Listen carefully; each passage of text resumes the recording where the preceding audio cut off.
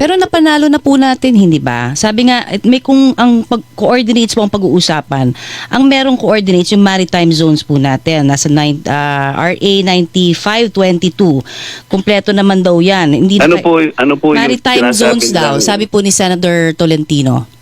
Kumpleto naman daw kung coordinates ang pag-uusapan kasi iba naman yung maritime zones, yung TOEU may coordinate as compared to doon sa sinasabi nyo. Kaya nga nabanggit niya na parang may category error. Parang iba yung pinag-uusapan. Hindi po nila pinapaliwanag ng mabuti.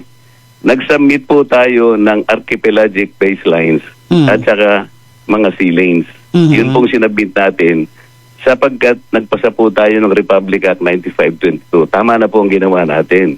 Mula po doon sa archipelagic baselines, masusukat po natin ang hangganan ng up to 200 nautical miles kung pag-uusapan po natin IEEC at saka continental shelf. Pareho po yon. Continental shelf at saka IEEC 200 nautical miles. Kung halimbawa contiguous zones, 24 miles po yon.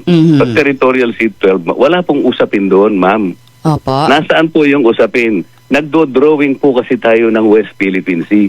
Sinasabi po ba nila? Pero nag-rule po ba yung tribunal tungkol sa West Philippine Sea? Hindi po. Pero Walang sir, ruling doon.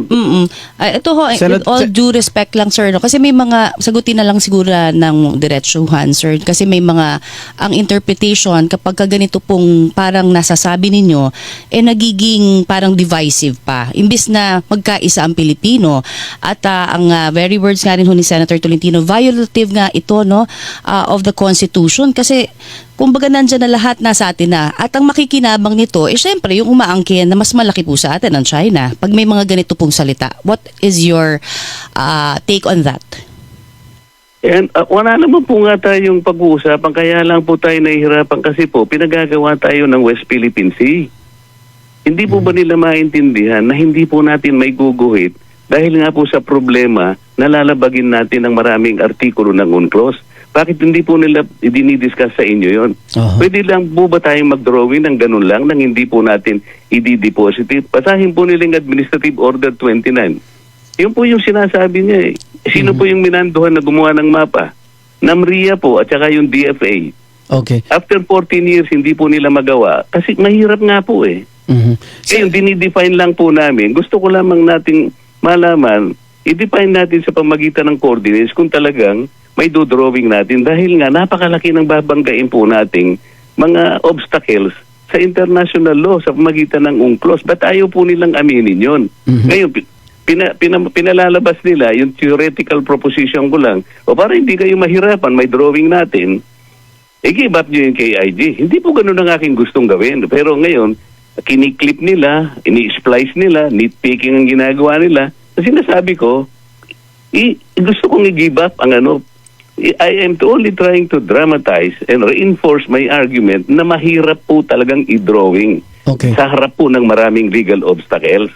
Yun lang ang punto doon. Senador, theoretical lang po sa akin pero sinasabi nila ngayon. Pinaanghangin pati mga kababayan natin sa KIG na ako traidor, ako'y ganito. Nasa naman po yung katwiran doon? Hinahanapan ko lang naman po ng legal basis ang pagdodrawing natin. Sabi ko nga, gusto ko ring makapag-drawing kayo, kaya nga interesado rin ako dyan kung paano natin gagawin. Okay. Senador, sundan ko yan eh. Paano tayo makapag-drawing nawawala na yung give up? Kumbaga, nandun pa rin yung KIG. Ganito pwede po. Ba? Sige.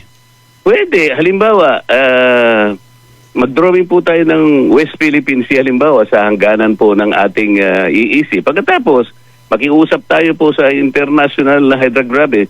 Meron pa po kaming isang teritoryo doon po sa may outliers po ng high seas. Pero yan pong ang aming pong mga kukunin diyan ay yung mga territorial seas po ng aming mga sinasakupan at saka po ng mga kine-claim po naming mga features diyan po sa Spratly. Sa Makatwid, meron tayong West Philippine Sea 1 at saka West Philippine Sea 2. Hindi lang po natin kasi pwedeng i-connect dahil masasakop po natin ang kalipunan po ng high seas na bawal po. Sa Makatwid, meron tayong West Philippine Sea 1, meron tayong West Philippine Sea 2. So ngayon wala pang ganon? Siguro po, yun ang workout ng NAMRIA. So pero wala po natin i-connect na isang West Philippine Sea dahil lalabag po tayo. So ngayon nga wala pang ganon? Wala pang ganon na kinikilala yung KIG? Ang Hindi po, kinikilala natin ang Sa teritoryo ang natin. problema yung Teritoryo pag-drawing po yan, lang. Atin Okay. po yan. Huwag po tayong magkakamali. Atin po yan. Ilalaban po natin yan. Sabi ko nga, hanggang sa huling patak ng dugo natin, ilaban natin. Dahil tayong occupant po dyan. Oho. Ngayon, ang pinag-uusapan po kasi, yung tubig lang po doon. Mhm. Yung katubigan lang po, huwag po tayo makukompuse. Meron pong territorial sea po na na-generate ang lahat ng mga features na inoccupy natin at kine-claim natin. Opo. Ang mahirap lamang po pagdugtongin natin. Okay. Okay. Yun po yung pinakapunto. Yung sabi nga ho ni Senador Tolentino just now, no, nung ating pong na-interview kanina lang, pasok naman sa ating EEZ, ito pong Kalayaan Hindi po Island niya Group. siguro napansin. Ma'am, ganito po ang sabihin natin, kaibigan po naman natin. Hayaan po ninyo pag nagkausap kami. Mm-mm. Tingnan po ninyo yung memorial na sinabmit natin sa tribunal noong 2012. Ito po yung nag-umpisa tayo noong 2012, panahon ng Pangulong Pinoy. Nag-submit po tayo ng memorial. Ang isa pong annex dyan, yung pong volume 2, tinawag po ng Pilipinas na Atlas of Features. Tayo po ang nagbigay ng distansya. Alam po ninyo yung Pag-asa, ito po yung tinatawag na T2. Ito po yung 247 nautical miles away from hindi po ako nagsasabi nito, yung pong Atlas na sinabit po ng Philippine government. I-review ko lang po. Tingnan po ninyo yun. Okay. Kung, Ito po. kung titingnan po ni Senator Tolentino, madali po. Meron pa po sa isang picture dyan, 247 nautical miles away from our EEZ. Tinanong ko nga po yung kapitan nung kami po nasa CA. Alam po nyo nakakalungkot, Ma'am Connie. Hindi po pala nila alam. Nalabas po ng EEZ yung 4 na features. 4 pa lang po yung sinabi ko. Meron din pong mga features ang Spratly na nandun po sa EEZ natin. Pero ang sabi Tatanggapin ko ho, po yun. nilinaw na ho ni Senator Tolentino na lahat ng yan sa pinakahuling iniakda niyang libro na pasok yan Ano ho ang inyong masasabi?